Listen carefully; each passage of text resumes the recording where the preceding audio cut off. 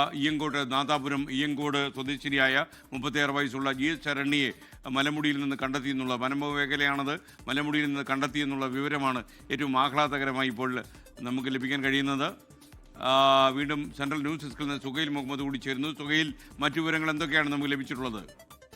ഞാൻ നേരത്തെ പറഞ്ഞതുപോലെ തന്നെ 4 അംഗ സംഘമായാണ് വനംവകുപ്പ് പോലീസും തുടക്കത്തിലേക്ക് തിരച്ചിൽ നടത്തിയത്. അതായത് 4 അംഗ സംഘം 4 വഴികൾ, 4 വ്യത്യസ്ത എക്സിറ്റ് വേകളിലൂടെ കാട്ടിന്റെ എൻട്രിയിലേക്ക് പോയി അവിടെ നിന്ന് കേന്ദ്രീകൃതമായ ഒരു തിരച്ചിലാണ് നടത്തിയത്. ഈ 4 അംഗ സംഘത്തിന്റെ പരിശോധന, അതായത് മാൻ പവർ ഉപയോഗിച്ചുള്ള പരിശോധന ഒരു ഭാഗത്ത് നടക്കുമ്പോൾ തന്നെ ഹൈ വെപ്പണറീസ്, ഹൈ മിഷനറീസ് ഉപയോഗിച്ച്, ഹൈ ടെക്നോളജി ഉപയോഗിച്ച് ഒരു മറുപരിശോധന മറുഭാഗത്ത് നടത്തിയിരുന്നു. ഇതിന്റെ അടിസ്ഥാനത്തിൽ തെർമൽ ഡ്രോൺ, നമുക്കറിയുന്ന പോലെ ശിരൂർ ദൗത്യത്തിലടക്കം ഏറെ നിർണായകമായ വിവരങ്ങൾ നമുക്ക് നൽകിയ ഒരു യന്ത്രം കൂടിയാണ് ഈ പറയുന്ന തെർമൽ ഡ്രോൺ പരിശോധന. ഈ തെർമൽ ഡ്രോൺ പരിശോധനയിലാണ് ഈ കാടിന്റെ മുകളിലൂടെ ഡ്രോൺ പറത്തി അവിടെ മനുഷ്യ ടെമ്പറേച്ചർ അത് തിരിച്ചറിയുകയും ആ ഭാഗത്തേക്ക് 4 അംഗ സംഘം കേന്ദ്രീകൃതമായി നടന്നു പോവുകയും അവിടെ വെച്ചാണ് ഇപ്പോൾ ശരണ്യെ നമുക്ക് ലഭിച്ചതെന്നുമാണ് ഏറ്റവും ഒടുക്കം ലഭിക്കുന്ന വിവരങ്ങൾ. ഈ ഇടത്തേക്ക് വനംവകുപ്പ് പോലീസ് ഉദ്യോഗസ്ഥർ എത്തിയിട്ടുണ്ട്. ശരണ്യ അവരുടെ സംരക്ഷണയിലാണ്. ശരണ്യ അവിടെ നിന്ന് മാറ്റണമെങ്കിൽ അതിന്റെ ഏത് അറ്റം വരെയാണോ വാഹനം പോകുക, ആ ഏറ്റവും എക്സ്ട്രീം എൻഡ് വരെ വാഹനം പോയി ആ വാഹനത്തിലേക്ക് പിന്നീട് എടുത്തുകൊണ്ടുവരാനാണ് പോലീസിന്റെ വനംവകുപ്പിന്റെ തീരുമാനം. അപ്പോൾ ഒരു 2 കിലോമീറ്റർ കൂടിയാണ് ഈ പറഞ്ഞ വനംവകുപ്പിന്റെ വാഹനത്തിന് കാടിനോട് ചേർന്ന ഇടത്തേക്ക് പോകാനാവുക. അവിടെ വണ്ടി പാർക്ക് ചെയ്തതിനു ശേഷം ഈ പറഞ്ഞ ശരണ്യെ ആ സ്ഥലത്ത് നിന്ന് വാഹനത്തിലേക്ക് തിരികെ കയറ്റിയതിനു ശേഷം ചെക്ക് പോസ്റ്റിലേക്ക് എത്തിക്കുക എന്നാണ് പ്രാഥമികമായി എടുക്കാൻ പോകുന്ന നടപടി. അതിനുശേഷം സ്വാഭാവികമായും പ്രാഥമിക ചികിത്സ നൽകേണ്ടതുണ്ട്.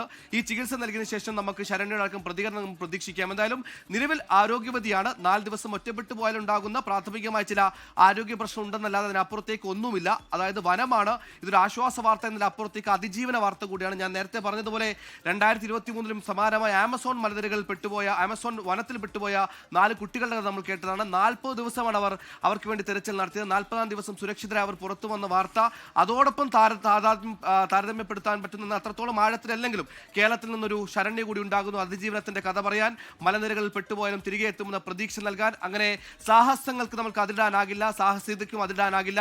ആ സാഹസങ്ങൾ അതെപ്പോഴും അവർ അവരുടെ ജീവിതത്തിന്റെ ഭാഗമായി കൊണ്ടു നടക്കുന്നതാണ്. ശരണ്യെ സംബന്ധിച്ചിടത്തോളം ഈ പറഞ്ഞ ട്രക്കിംഗ് ഒക്കെ ജീവിതത്തിന്റെ ഘടകമായി, ജീവിതത്തിന്റെ പ്രധാനപ്പെട്ട വിനോദമായി ആ ജീവിതത്തോടൊപ്പം ചേർത്ത് വെച്ച ഒരാൾ കൂടിയാണ് ശരണ്യ. അതുകൊണ്ട് ഇത്തരത്തിലുള്ള ഓരോ സാഹസിക പ്രശ്നങ്ങൾ, ഇത്തരത്തിലുള്ള പ്രശ്നങ്ങൾ അവർക്ക് ശരണ്യക്ക് കൂടുതൽ ഊർജ്ജമാവുകയോ ഇന്ധനമാവുകയോ എന്ന കാര്യത്തിൽ സംശയമില്ല. എന്തായാലും ഏറ്റവും ആശ്വാസകരമായ വാർത്ത, 4 ദിവസത്തെ തെരച്ചിലിനൊടുവിൽ ശരണ്യെ ലഭിച്ചിരിക്കുന്നു. ശരണ്യ എത്രത്തോളം ഈ പറയുന്ന ട്രക്കിങ്ങിനോടൊക്കെ അനുകമ്പ, ഇഷ്ടം പുലർത്തുന്ന അറിയണമെങ്കിൽ ഈ പറഞ്ഞ ശരണ്യ ഒറ്റയ്ക്കാണ് ട്രക്കിങ്ങിന് വന്നത്. ഒറ്റയ്ക്ക് അങ്ങോട്ട് കടത്തിവിടാനാകില്ല എന്ന് പറഞ്ഞപ്പോൾ ട്രക്കിങ്ങിനെത്തിയ മറ്റൊരു 10 അംഗ സംഘത്തോടൊപ്പം ചേർന്ന് നടക്കുകയായിരുന്നു ശരണ്യ.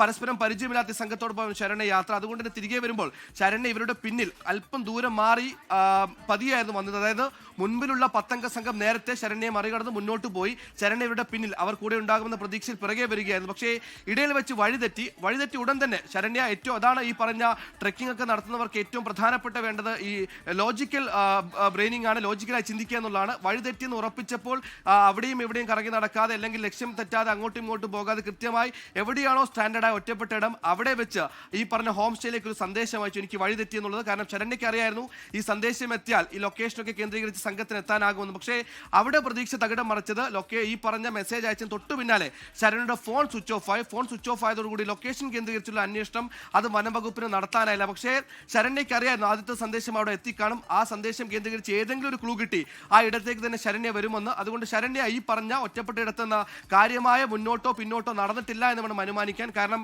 വനത്തെ കൈവെള്ളയിലെ വരകൾ എന്ന കണക്കായിരുന്ന വനംവകുപ്പ് ഉദ്യോഗസ്ഥർ പറഞ്ഞത് ഈ വനത്തിന്റെ ഈ പറഞ്ഞ മലനിരകളിൽ എവിടെ പെട്ടുപോയാലും 3 കിലോമീറ്റർ മുന്നോട്ടോ പിന്നോട്ടോ 3 മണിക്കൂറുകൾ നടന്നു കഴിഞ്ഞാൽ എക്സിറ്റ് വേ ഉണ്ടാകും. അതായത് ഒന്നിലധികം എക്സിറ്റ് വേ ഉള്ള, വളരെ പെട്ടെന്ന് എക്സിറ്റ് വേ വിസിബിൾ ആകുന്ന, അതായത് ദൃശ്യമാകുന്ന ഒരു ടെറൈനാണ് ഈ പറഞ്ഞ തടിയന്റെ മോൾ പറഞ്ഞ മലനിരകൾക്കുള്ളത്. അതുകൊണ്ട് നടന്നു കഴിഞ്ഞാൽ ലക്ഷ്യസ്ഥാനത്തേക്ക് എത്തും. അതായത് 4 ദിവസം ശരണ്യ കുടുങ്ങിക്കിടക്കാൻ കാരണം ശരണ്യ പെട്ടുപോയ സ്ഥലത്ത് നിന്ന് അനങ്ങിയിട്ടില്ല എന്ന് മനസ്സിലാക്കാൻ അതൊരു കണക്കിന് ഭാഗ്യമായി. കാരണം ആ ഇടത്തേക്ക് ഈ പറഞ്ഞ ഫോൺ സന്ദേശത്തിന് ലൊക്കേഷൻ കേന്ദ്രീകരിച്ച് തെർമൽ ഡ്രോൺ കേന്ദ്രീകരിച്ച് നടത്തിയ തെരച്ചിലിൽ ശരണ്യ ലഭിച്ചു. 4 ദിവസം വൈകിയത് എന്തെന്ന് ചോദിച്ചാൽ നമ്മൾ അനുമാനിക്കേണ്ടത് ശരണ്യ ഒറ്റപ്പെട്ട ഇടത്ത് നിന്ന് മാറി നിന്നില്ല. എവിടെയാണ് ഒറ്റപ്പെട്ട് അവിടെ തന്നെ നിന്നു.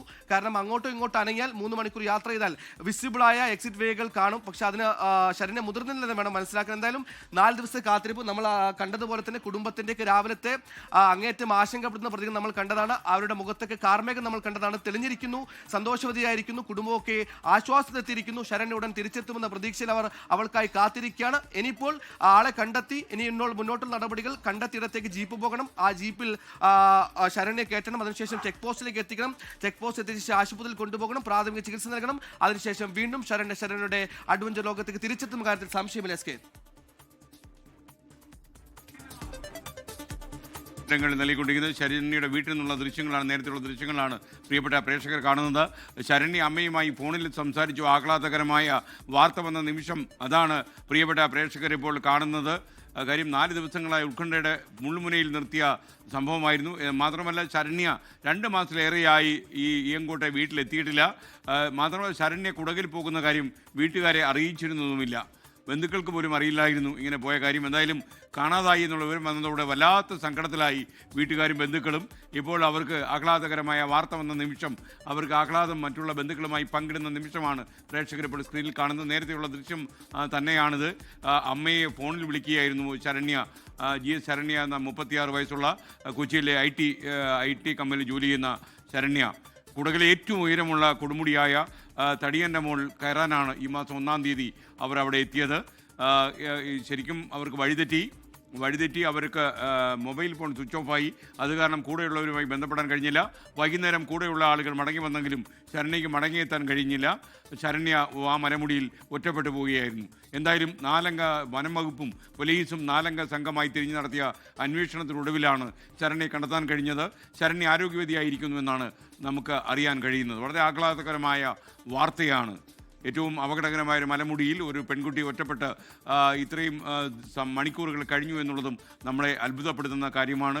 എന്നാൽ ഒരു അപകടവും സംഭവിക്കാതെ ആരോഗ്യവതിയായ ശരണ്യ മലമുടിയിൽ തന്നെ ഉണ്ടായിരുന്നു. എന്തായാലും തെർമൽ ഉപകരണങ്ങൾ ഉപയോഗിച്ച് നടത്തിയ അന്വേഷണത്തിൻ്റെ ഒടുവിലാണ് ശരണ്യയെ കണ്ടെത്താൻ കഴിഞ്ഞത്. വളരെ ആശ്വാസകരമായ വാർത്തയാണ് നമ്മുടെ പ്രേക്ഷകരെ തേടി വന്നത്.